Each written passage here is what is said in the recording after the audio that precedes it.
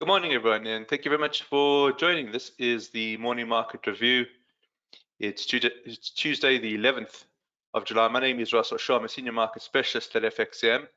And please take note of my email address. That is rshaw@fxcm.com. And if you'd like to send me an email or correspond in any way, that's the email address to use.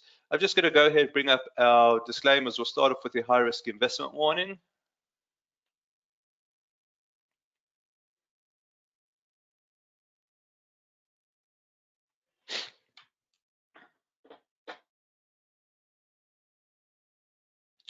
And I'm just going to go ahead and bring up the market commentaries disclaimer.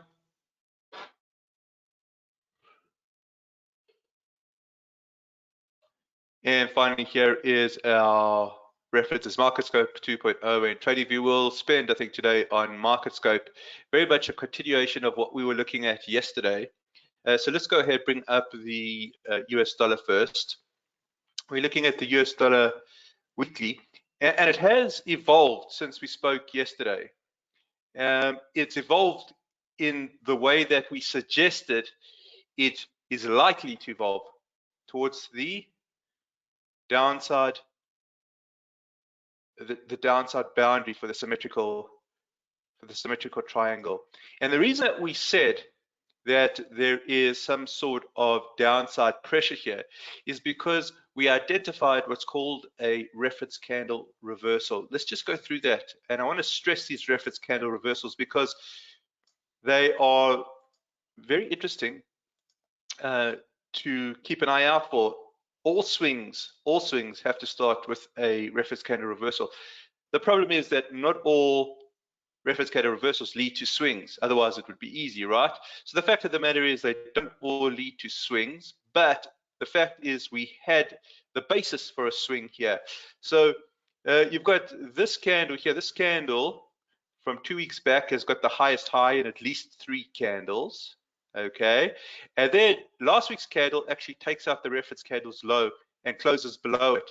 That's the completion of the reference candle reversal, and that is potentially a platform for a swing to the downside. And if it's a swing to the downside, well, no surprise in that the dollar is starting to challenge the symmetrical triangle in terms of a breakdown. It's looking to potentially break down here.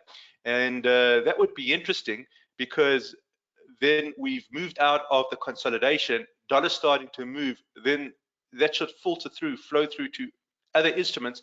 We should start seeing other instruments starting to move as well. So the idea here is that the dollar is the first link in a chain of causality.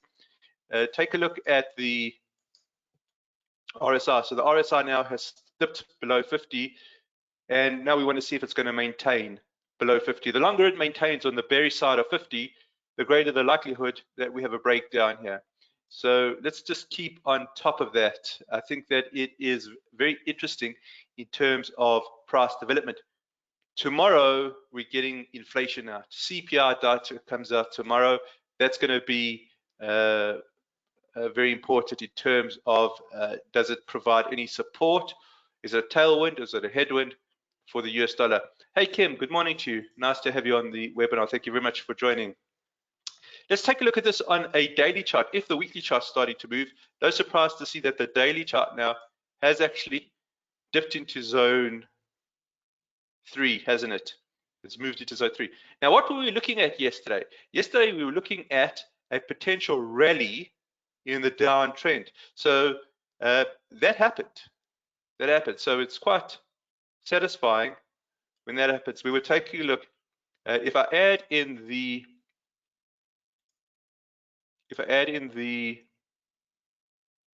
pivots from yesterday, let me just try that again. So I'm changing the show mode from today to historical. Apply. You can see that it was at that central pivot. We said, keep an eye on that central pivot for resistance. It took some time before we saw the reversal downwards. And that was at, well, come about 10 a.m. We started to see yesterday, we started to see, oh, this doesn't look right. the time. Let me just fix up my time here.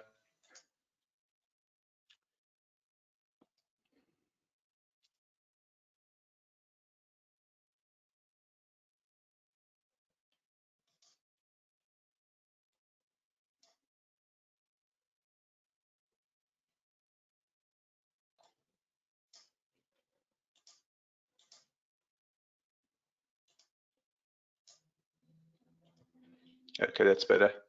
All right, so it took, and sorry, I've reset the time from New York time to my local time, and it started moving south around about 4 o'clock yesterday afternoon local time, which would have been about 3 p.m. UK, and it started moving down. So it took, so we did the um, morning market review, and then it took all the way until about 4 o'clock before it started moving, but it did. And then you can see that the stochastic crossed to the downside, and then it is now sticking in that lower quintile. So there is some strong momentum to the downside. So if the dollar started moving down, we took a look at euro and we took a look at cable yesterday. Let's take a look at them now and see how they evolved, how they developed over the course of the trading day. So we'll go through to euro US dollar first. And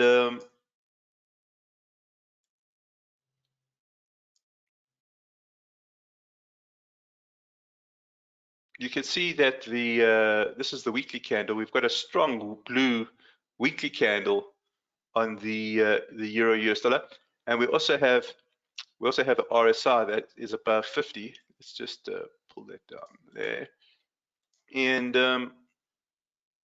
if we go through to our daily chart, yesterday we highlighted the fact that there was a bullish reference candle reversal on the daily. Here's the lowest low in at least 3 candles. Here is the completion of that reversal, and it moved into zone 1.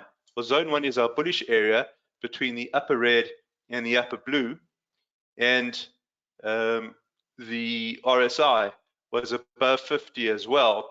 So there was an underlying bullish momentum. But when we looked at it yesterday in terms of the morning market review, this candle here was actually red. It was red. We were looking for a dip in the uptrend, and we said, these are these ellipses that we drew yesterday. We said, keep an eye on the central pivot. It took a couple of hours, not a couple, a few hours, several hours, till about 4 p.m. And then it started moving up, and there was the cross in the EMA. There was the cross in the stochastic, and then it moved into the upper quintile, and that's where it's holding now. So that's the system, in that we try and find the dips in the uptrend, we try to find the rallies in the downtrend, and we try and confirm those with an EMA crossover, stochastic crossover, and then it really comes down to the momentum. Is the momentum going to hold, or is there not going to be enough momentum? Well, the way that we judge that is, does the stochastic go into the upper quintile above 80 and hold for a long, or does it go below 20 into the lower quintile and hold for a short? So it's quite satisfying just to see the reactions of the Forex pairs yesterday. Let's go through to cable. Now, cable is interesting because there was some news that came out of the UK today, and that was the employment data. The employment data is it's too high. The average earnings index came in at 6.9%, so that's a measure of wage inflation. It was expected to come in at 6.8, so it's above the expectations, and it's higher than the last print of 6.7%. And I think the Bank of England is going to be concerned about that. So the BOE still has its fight on its hands. What fight? Fight against inflation. It's lagging the other industrial economies in terms of its fight against inflation. When we take a look at cable, what's interesting now is we can add in the next label. Okay, so we've got trough, peak, higher trough, higher peak. There's your uptrend. There's the higher trough. We can put in the next higher peak here. okay, because we've taken out the previous higher peak. So now we have a series of higher troughs followed by higher peak. So the cable pairing is trending up. It's moving in that northeasterly direction. And let's go down to the daily chart now, and you can see that it's really in a strong position in zone 1 between the upper red, upper blue. You can see that the stochastic, beg your pardon, this is an RSI. You can see that the RSI is above 50, below 80. We just got to watch. It is tending towards 80, so perhaps getting to a point where it's going to be overbought. We're not there yet. It's worth us just keeping an eye on that. And again, go down to the hourly chart. And this one was more difficult than the euro trade, because when we looked at it yesterday, it was hovering around the central pivot. It actually took some time. It went all the way down to S1 pivot before it reversed. And here was the crossover 1, here was the crossover 2, and then we saw that it started moving with momentum. And the crossover was quite late in the day here. We would have got this only at 6 p.m. local, would have been 5 p.m. UK time. So this was a bit late in the day, pretty close to sort of the end of day trading. So that was that was more difficult than the euro-US dollar. But the whole key was, when did the US dollar start moving? And once the US dollar started moving, then we could start keeping an eye on the other pairings. All right, let's just take the pivots out. Let's make the pivots just a little bit more tidy. So let's change it from historical to today. And let's take a look at a few other instruments here and see what opportunities are presenting themselves. The problem with euro and pound at the moment is that the crossovers were yesterday, the triggers were yesterday. So the swing has started. If you're going to get involved in the swings today, then it's all about the momentum. And does the momentum hold? And if the momentum holds, then the trades should work out. But it all depends on if the momentum holds or not. All right, let's go down to gold here, see what's happening on the gold chart.